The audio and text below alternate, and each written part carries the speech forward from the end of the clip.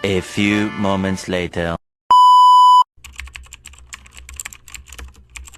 Dalam KBBI Online dimuat bahwa yang dimaksud dengan bayi tabung adalah bayi yang dihasilkan melalui pembuahan yang dilakukan di luar rahim ibunya. Bayi tabung, pengertian dan terjemah dari artificial insemination. Artificial artinya sesuatu yang dibuat atau ditiru, adapun insemination diambil dari bahasa Latin inseminatus yang maknanya penyimpanan. Bayi tabung juga sangat familiar dengan istilah pembuahan dalam tabung atau in vitro. Dalam bahasa Inggrisnya disebut dengan in vitro fertilization, yaitu sebuah teknik dan cara pembuahan sel telur ovum di luar tubuh perempuan dengan tidak ada hubungan badan atau senggama. Pada awalnya, calon ibu diberikan suntikan hormon terlebih dahulu untuk merangsang terbentuknya sel telur. Setelah itu, obat-obatan akan diberikan kepada calon ibu untuk membantu mematangkan sel telur yang berkembang dan merangsang proses ovulasi atau pelepasan sel telur. Selanjutnya, calon ibu mengikuti tahap pengujian untuk menentukan kesiapan tubuh sebelum proses pengambilan sel telur melalui tes darah dan USG. Apabila sel telur di tubuh pasien wanita sudah matang, sel telur tersebut akan diambil menggunakan alat khusus. Prosedur ini biasanya dilakukan dengan bantuan alat penginderaan yang berlangsung sekitar 30-60 menit. Selanjutnya, sel telur akan dipertemukan dengan sel sperma calon ayah. Sperma ini biasanya diambil di hari yang sama dengan pengambilan sel telur. Lama proses pembuahan ini sekitar 16-20 jam.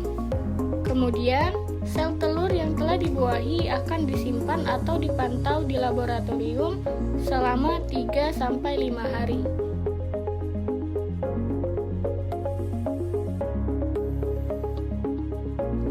Saat embrio atau bakal janin hasil pembuahan sel telur dan sperma tersebut cukup matang, embrio dimasukkan melalui vagina ke dalam rahim dengan menggunakan tabung. Biasanya, lebih dari satu embrio ditransfer sekaligus untuk memperbesar peluang kehamilan. Sekitar 2 minggu setelah transfer embrio, calon ibu diminta untuk melakukan tes kehamilan. Setelah kehamilan berhasil terjadi, maka proses selanjutnya akan berlangsung seperti yang dialami dengan ibu hamil pada umumnya.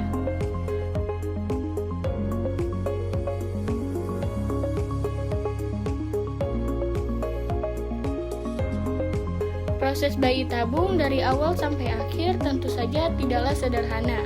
Proses ini membutuhkan waktu sejenak proses konsultasi ke dokter sampai pada masa observasi setelah proses penyuntikan embrio ke dalam rahim. Selain itu, dari berbagai sumber perkiraan biaya prosedur bayi tabung di Indonesia berkisar antara 60-100 juta rupiah. Biaya tersebut di luar dari biaya prosedur atau tindakan lain dan obat-obatan jika dibutuhkan.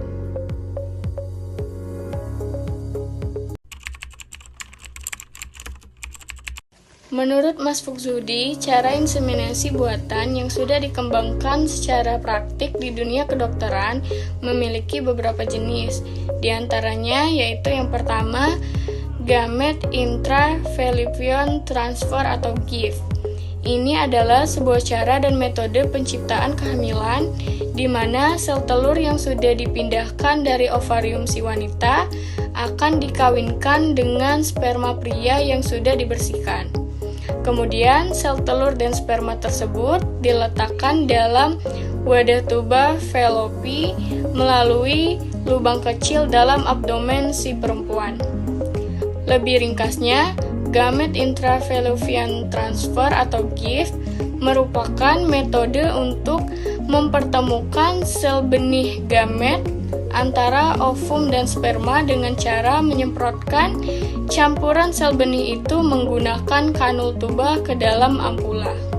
Yang kedua, fertilization in vitro atau FIV, yaitu inseminasi yang dilakukan dengan cara mengambil sperma suami dan sel telur atau ovum istri, kemudian diproses dalam vitro atau tabung, dan setelah terjadi pembuahan, lalu ditransfer dan dipindahkan ke dalam rahim.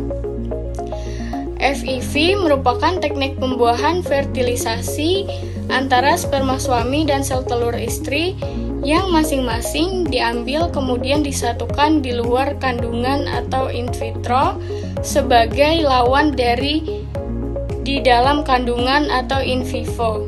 Biasanya medium yang digunakan adalah tabung khusus. Setelah beberapa hari, hasil pembuahan yang berupa embrio atau zigot itu dipindahkan ke dalam rahim. Sedangkan give relative lebih sederhana, yaitu sperma yang telah diambil dengan alat tertentu dari seorang suami, kemudian disuntikkan ke dalam rahim istri, sehingga terjadi pembuahan dan kehamilan. Hukum bayi tabung dalam perspektif Islam. Para ulama di lembaga Lajnah Daimah lil Buhus al-Ilmiyah wal Ifta telah menfatwakan dilarang karena mempunyai konsekuensi membuka aurat, menyentuh vagina, dan mempermainkan rahim. Sekalipun sperma berasal dari suami perempuan itu sendiri, maka mereka tetap berpendapat bahwa hendaknya setiap orang menerima dan ridho terhadap ketentuan Allah. Karena sebagaimana firman-Nya, A'udzubillahi minasyaitonirrajim. Bismillahirrahmanirrahim. Wa taj'alu ma yasha'u aqiman. Sadaqallahul azim. Artinya, dan dia menjadikan mandul siapa yang dia kehendaki. Quran Surah Asy-Syura ayat 50. Sedangkan menurut fatwa ulama seperti Yusuf Qaradawi mengatakan bahwa dalam keadaan darurat atau hajat, melihat atau memegang aurat diperbolehkan, dengan syarat keamanan dan nafsu dapat dijaga. Hal ini sejalan dengan kaidah usul fikih, yaitu ad-daruratu tubihu mihzurat, yang artinya kebutuhan yang sangat penting itu diperlakukan seperti keadaan terpaksa atau darurat, dan keadaan darurat itu membolehkan hal-hal yang dilarang. Adapun beberapa fatwa ulama tentang bayi tabung. Yang pertama yaitu Kiai Haji Hasan Basri. Ia berpendapat bahwa bayi tabung dalam tinjauan agama Islam itu diperbolehkan dan hukumnya sah, asalkan sperma dan sel telurnya berasal dari pasangan suami istri. Oleh karena itu, perkembangan ilmu pengetahuan yang menjurus kepada bayi tabung dengan positif patut disyukuri keberadaannya. Dan ini merupakan karunia dari Allah Subhanahu wa Ta'ala, sebab bisa dibayangkan sepasang suami istri yang sudah 14 tahun mendambakan seorang anak dapat terpenuhi. Yang kedua dari Profesor Dr. Andes Husein Yusuf. Bayi tabung boleh dilakukan bila sperma dan ovum dari suami istri yang diproses dalam tabung. Setelah terjadi pembuahan, kemudian disarangkan ke dalam rahim istrinya sampai terjadi kehamilan, dan otomatis anak tersebut dapat dipertalikan keturunannya dengan ayah beserta ibunya, dan anak itu mempunyai kedudukan yang sah menurut syariat Islam. Yang ketiga yaitu dari Muktamar Tarji'i Muhammadiyah di Klaten. Ia berpendapat bahwa bayi tabung yang apabila dilakukan dengan sperma dan sel telur dari suami istri, maka hukumnya boleh atau mubah. Dengan syarat yang pertama yaitu cara pengambilan sperma dengan cara yang tidak bertentangan dengan prinsip agama Islam. Yang kedua, penempatan zigot sebaiknya dilakukan oleh dokter wanita. Yang ketiga, resepian adalah istri sendiri dari suami.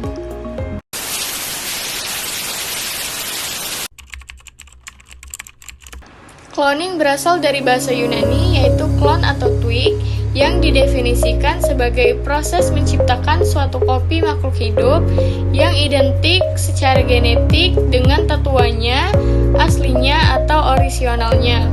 Nah, pada saat ini dikenal dua macam cloning melalui DNA sel dewasa. Yang pertama yaitu teknik Roslin yang diperkenalkan oleh Ian Wilmot dari Institut Roslin di Skotlandia untuk mengkontribusikan domba Dolly. Yang kedua, teknik Honolulu yang dikembangkan oleh kelompok peneliti cloning Manchit di Universitas Hawaii. Pada tahun 1996, domba Dolly menjadi berita utama di seluruh dunia setelah menjadi mamalia pertama yang berhasil dikloning dari sel dewasa. Banyak komentator berpikir ini akan mengkatalisasi zaman keemasan cloning, dengan banyak suara berspekulasi bahwa cloning manusia pertama pasti hanya beberapa tahun lagi. Beberapa orang berpendapat bahwa cloning manusia dapat berperan dalam pemberantasan penyakit genetik. Sementara yang lain menganggap bahwa proses cloning pada akhirnya dapat menghilangkan cacat lahir. Meskipun penelitian oleh sekelompok ilmuwan Perancis pada tahun 1999 menemukan bahwa cloning sebenarnya dapat meningkatkan resiko cacat lahir. Ada berbagai klaim, semuanya tidak berdasar, tentang program cloning manusia yang sukses sejak kesuksesan Dolly. Pada tahun 2002, Brigitte Boisselier, ahli kimia Perancis, mengklaim bahwa dia dan tim ilmuwan telah berhasil mengirimkan manusia cloning pertama yang bernama Hawa. Namun, Boisselier tidak mau atau memang tidak mampu untuk memberikan bukti apapun, sehingga secara luas diyakini sebagai tipuan. Jadi, mengapa hampir 30 tahun sejak Dolly, manusia belum dikloning? Apakah ini terutama karena alasan etis? Apakah ada hambatan teknologi? Atau hanya tidak layak dilakukan? Menurut National Human Genome Research Institute atau NHGRI, cloning adalah istilah yang luas, mengingat dapat digunakan untuk menggambarkan berbagai proses dan pendekatan. Tetapi tujuannya selalu untuk menghasilkan salinan entitas biologis yang identik secara genetik. Setiap percobaan cloning manusia kemungkinan besar akan menggunakan teknik cloning reproduksi, sebuah pendekatan di mana sel somatik dewasa, kemungkinan besar sel kulit, akan digunakan, menurut NHGRI. DNA yang diekstrasi dari sel ini akan ditempatkan ke dalam sel telur donor yang telah memiliki inti yang mengandung DNA-nya sendiri, yang telah dihapus. Telur kemudian akan mulai berkembang dalam tabung reaksi sebelum ditanamkan ke dalam rahim wanita dewasa. Namun, sementara para ilmuwan telah mengkloning banyak mamalia termasuk sapi, kambing, kelinci, dan kucing, manusia belum membuat daftar. Selain itu, cloning mamalia secara historis menghasilkan tingkat kematian yang sangat tinggi dan kelainan perkembangan pada klona. Masalah inti lain dengan cloning manusia adalah bahwa daripada membuat salinan karbon dari orang asli, itu akan menghasilkan individu dengan pemikiran dan pendapat mereka sendiri. Akan tetapi, penelitian ini menjadi tidak relevan dan kemudian tidak diperluas pasca 2006. Tahun yang disebut sel punca pluripotent terinduksi atau iPSC ditemukan. Ini adalah sel dewasa yang telah diprogram ulang agar menyerupai sel pada perkembangan awal. Selain itu, Greeley juga menyarankan bahwa cloning manusia mungkin tidak lagi menjadi bidang studi ilmiah yang seksi, yang juga dapat menjelaskan mengapa perkembangannya sangat sedikit dalam beberapa tahun terakhir. Hukum cloning dalam perspektif Islam. Cloning terhadap tumbuh-tumbuhan atau hewan asalkan memiliki daya guna yang bermanfaat bagi kehidupan manusia, maka hukumnya mubah atau halal. Hal ini didasarkan pada prinsip bahwa segala sesuatu yang ada di dunia ini diciptakan untuk kesejahteraan manusia. Sebagaimana Allah Subhanahu wa taala berfirman di dalam Al-Qur'an surah Al-Baqarah ayat 29, yaitu A'udzu billahi minasyaitonir rajim. Bismillahirrahmanirrahim. Huwallazi khalaqalakum ma fil ardi jami'an tsumma istawa ilas samaa'i fasawwahunna sab'as samawat wa huwa bikulli syai'in alim. Shadaqallahul azim. Artinya, dialah Allah yang menciptakan segala yang ada di bumi untukmu. Kemudian dia menuju ke penciptaan langit. Lalu dia menyempurnakan menjadi 7 langit. Dia maha mengetahui segala sesuatu. Berdasarkan pengalaman yang telah dilakukan beberapa ulama, dapat diketahui mafsadat dari cloning lebih banyak daripada maslahatnya. Oleh karena itu, praktek cloning manusia bertentangan dengan hukum Islam.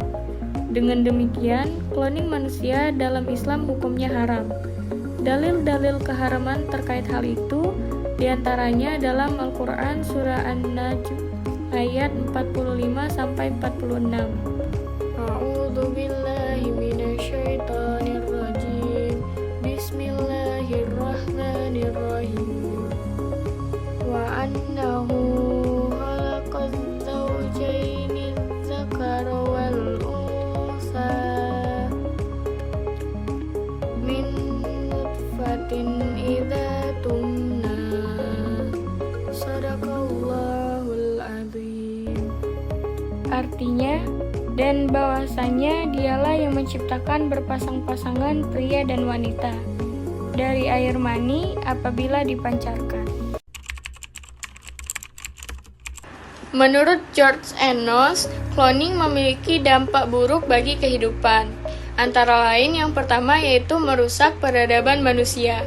Yang kedua, memperlakukan manusia sebagai objek.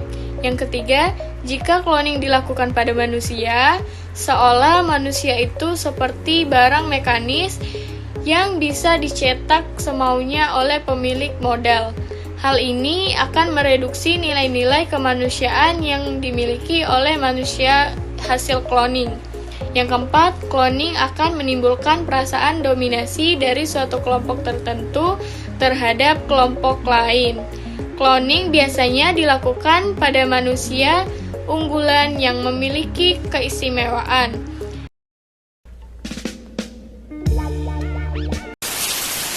Sek